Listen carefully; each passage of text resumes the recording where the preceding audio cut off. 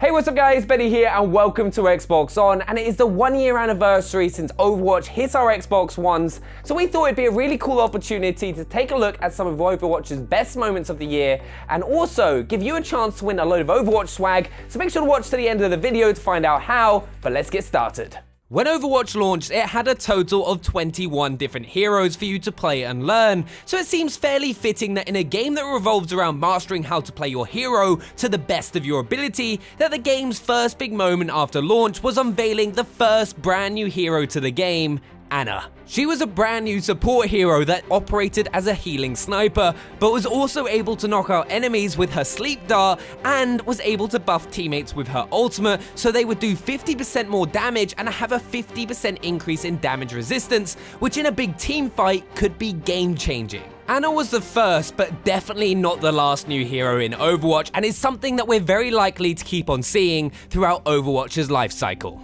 The summer was also Overwatch's first excuse to launch a seasonal event, which has become something that everyone looks forward to when a big holiday is coming up, and it all kicked off with the Overwatch Summer Games to celebrate the Olympics in Rio. Now, not only do seasonal events come with seasonal loot boxes so you can get some awesome looking character skins, but a few events have also come with an extremely fun temporary game mode, which with the Summer Games was Lucio Ball. Now, plain and simple, it was effectively just Rocket League and Overwatch with everyone playing as Lucio, and I'm so hoping that we get to play it again this year as it was so much fun, and also the trailer had a few little clues to a future hero's release, which we'll get onto a little bit later. Now, one thing that I've personally loved doing over the past year is watching all the animated shorts from the Overwatch universe, but none other has stood out more for me than The Last Bastion, which has amassed 14 million views on YouTube alone, but I'm not going to give any spoilers away if you haven't already watched it, but make sure you definitely go and give it a watch at the end of this video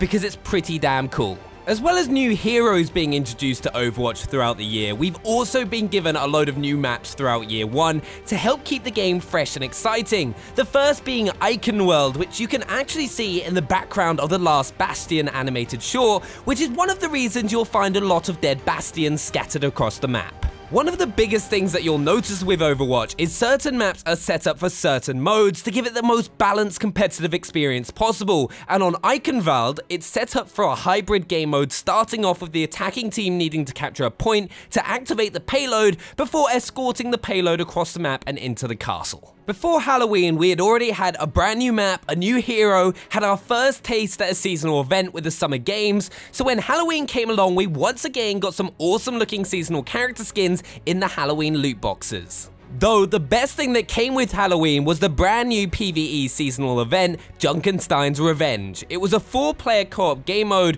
where you would play as either McCree, Soldier 76, Hanzo, or Ana and hold off waves of Junkenstein's monsters, with there being 3 different difficulties for you to play for the event to give you a harder challenge if you wished. Now, you know how I said a little bit earlier that in the Summer Games seasonal event trailer that they had hidden a future hero in the trailer? Well, it led on to another big moment in Overwatch's first year, and that was revealing the new hero, Sombra. Sombra was the second new hero to be added in Overwatch's first year and is definitely one of the more unique heroes within the game, with her core ability being able to hack enemies to stop them using their abilities, as well as health packs so only your team can use them. Oh yeah, and she can also turn invisible for a few seconds to get behind the enemy, but then teleport away again to make her an absolute nightmare to kill.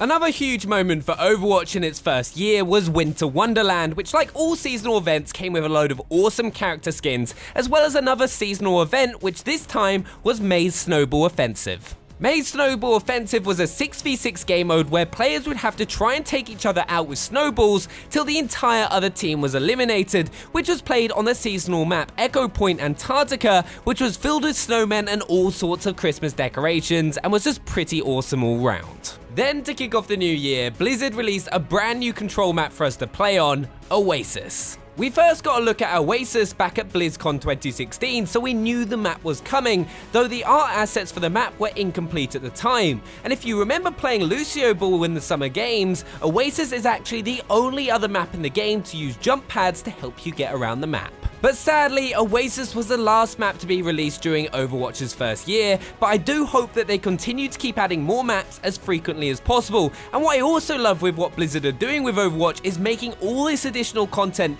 completely free. Let me know in the comments if you love the fact that they do this and why. The Year of the Rooster was also another big seasonal event for Overwatch during its first year, and also brought along a game mode, Capture the Rooster. The event also came with the usual character skins and unique items from loot boxes. But Capture the Rooster was definitely the highlight and was effectively just capture the flag in Overwatch, where there was no hero restrictions and was played on a reskin version of the Lijiang Tower map. But then we got our final new hero for the year, and hands down my favorite tank to play in Overwatch right now, Orisa. Now, what's awesome about Orisa is that she can deal an insane amount of damage with her fusion driver, which is effectively just a giant minigun, though slows her movement down while firing. But obviously, being a tank, she's all about absorbing as much damage as possible and providing cover with her protective barrier. But I think one of the funnest things that I've done with her is trying to pull people off the sides of cliffs with her halt ability. And then her ultimate is once again all about supporting teammates and makes one of the biggest differences in a team fight, as it boots every single teammate's damage output that are within her line of sight. And then finally, coming towards the end of Overwatch's first year, they had time to squeeze in one final lore-based seasonal event with Uprising. Uprising was once again like Junkenstein's Revenge, another 4-player cooperative brawl mode, which was played on a slightly revamped King's Row, which once again had a number of different difficulties for you to try and complete, including the new legendary difficulty, which was incredibly hard to finish. You would play as one of 4 heroes in the normal version: Tourbillon, Reinhardt, Mercy, and of course, Tracer. Though they also had a version where you could pick to play as any hero you would like, which was a lot of fun to do, and trying to come up with the best combination possible. And with any form of seasonal event, it was also accompanied by a load of loot boxes that offered new hero skins, emotes, and so on. So there we have it, some of Overwatch's best moments from its first year. Make sure to let us know in the comments what your favorite moment has been. Also, if you want to have a chance of winning that Overwatch swag, follow the link in the description below for your chance to win. Also, drop a thumbs up if you enjoyed the video, and we'll see you guys next time.